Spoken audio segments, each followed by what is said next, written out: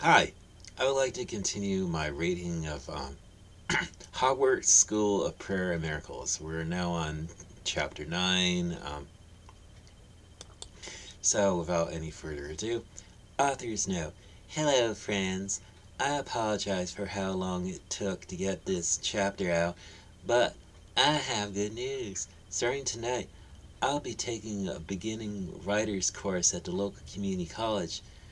Through all the hate from evolutionists, feminists, and Romanists, there has been some legitimate criticism of my writing skills. My mother did her best, and she certainly did teach me a lot, but grammar was not her area of expertise. It's taken some convincing. My husband wasn't sure that I have the time to get everything done if I start taking this class, but I've written up a schedule, and I think we can make it work. 1 year into the school year, 1 week into the school year, Harry was gradually starting to get used to the everyday routines at Hogwarts School of Prayer and Miracles. There was breakfast in the Great Hall every morning, and then there was a prayer session led by the Reverend. The Slytherins went off to have their own prayer sessions in their own way, and the Hufflepuffs and Ravenclaws prayed with the Gryffindors, but the Hufflepuffs complained about the Reverend quoting the Bible, and Ravenclaws complained that the Reverend didn't seem to really hate sinners, he just hated sin. After the prayer session, the little ones went to their classes. There were regular math and English classes, of course, although they were of a higher caliber than one would find in a public school. And then there were Bible studies and Christian history. After that was lunch in the Great Hall. After lunch, there were more classes about um, American history and constitutional law and missionary training. After these classes was dinner in a great hall, after which the students had free time. Excuse me. It was such. It was just such a dinner that Harry was eating now. Um, he was sitting with his new friends Hermione, Ronald, and Dean Thomas. This food certainly is delicious. Harry observed gratefully, and he was savoring a bite of perfectly roasted chicken. It really is, Dean Thomas concurred intelligently. He was dressed quite respectively today. He was he was wearing a button-up shirt and clean blue jeans, and his hair was neatly combed. Hermione nodded in agreement, and the yellow bow she had tied her hair back with bounced up and down. Ronald grinned widely but remained silent as he shoved another handful of deep-fried Brussels sprouts into his little mouth. Ronald ate breakfast and lunch with his family, but he was eating more and more dinners with these Gryffindor friends of his. It never ceased to amaze him just how nice they were to him, even though he wore a different hat. A little unconditional friendship can really go a long way in a person's heart. It was then that a bunch of beautiful people with wings wearing glowing white robes swooped in through the great hall's huge windows. Yellow halos hovered over their heads, and they wore brown leather satchels around their shoulders. They gracefully reached into their satchels and gloriously flung envelopes down to the students below. The mail is here, Dean Thomas observed accurately, and he shielded his eyes with his hand as he gazed up in wonder. Harry propped his chin up on his hand and dreamily watched those magnificent postmen distribute their wares. He did so love to look at angels. He was he was surprised when a letter fluttered down to him and it landed lightly on the table in front of him. He had never gotten a letter before. He smiled innocently at the angel who had delivered it, and the angel waved back. "Would you look at that?"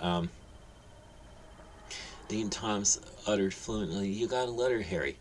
With excited hands, Harry broke the seal and took out parchment that was inside the envelope. He laid it out on the table and saw the familiar, slanting, tidy handwriting.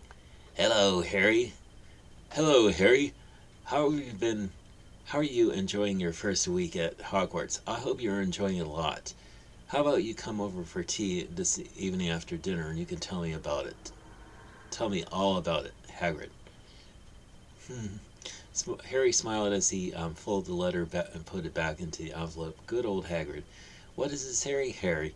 Hermione asked questions shyly, and she played with one of her smooth, lovely curls. Hagrid wants me to come over for tea, Harry reported excitedly. Would you all like to join me? I love to. Um, Hermione replied sweetly. That sounds like fun, Dean Thomas responded eloquently. Could I come? Ronald asked tentatively after he swallowed his Brussels sprouts. Harry, Hermione, and Dean Thomas exchanged a knowing look. Then Harry answered kindly, Of course you can. Ronald smiled gratefully before going back to his Brussels sprouts. When dinner finished, Harry got to his feet and then declared boldly, Let's go. Author's note, blessings. And that's pretty much it for chapter 9. So we still got a little bit of Britishisms in the story. I mean, after all, Harry Potter is a British fictional book series, and you're gonna find Britishisms pretty much everywhere throughout the entire story, and it's although in this fan fiction version of Harry Potter, I mean it seems to be taking place in America, although yeah. Yeah. uh, what else is going on? Well, in Wednesday is going to be 39 years since I left the residential schools for good, which which is of course a good thing because I hate I hated being in a residential school and just I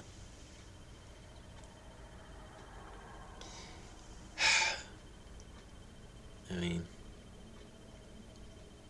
I wish I could have spent 10 of my years in my childhood years in regular school. I mean, it's just like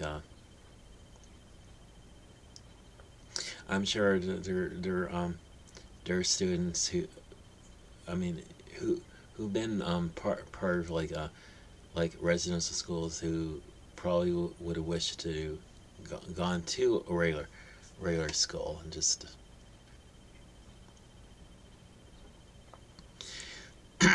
of course there's a part of me that wishes I could have gone to like gone to some place like Hogwarts or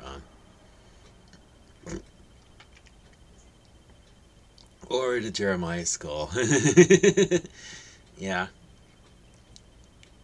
I'm still writing that story, and it's like I haven't go, gotten to part where we're going to finish it or something. Is it's like is I mean it's still like get getting characters to like develop and just like